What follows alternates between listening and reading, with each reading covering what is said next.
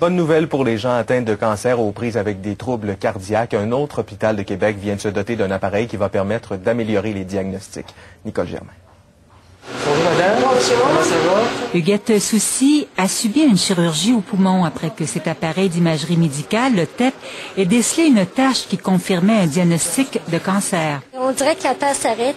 Et on se dit, bon, ben pourquoi que ça arrive? On a accéléré l'investigation et on a aussi accéléré le traitement. En fait, plus on intervient rapidement, ben, plus le cancer a de chances de rester localisé à l'endroit où on l'a détecté et plus la patiente a de chances d'être guérie aussi. Là, il est jaune-orange, ça veut dire qu'il y a de l'activité. L'appareil est aussi particulièrement précis pour découvrir des métastases et pour lequel un traitement par chirurgie est totalement inefficace.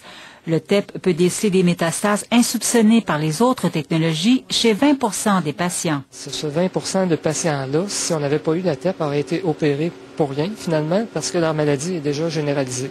Alors, la TEP va servir à éviter chez ces patients-là les souffrances d'une chirurgie qui est devenue inutile. L'appareil permet donc d'appliquer le traitement le plus adéquat pour le patient.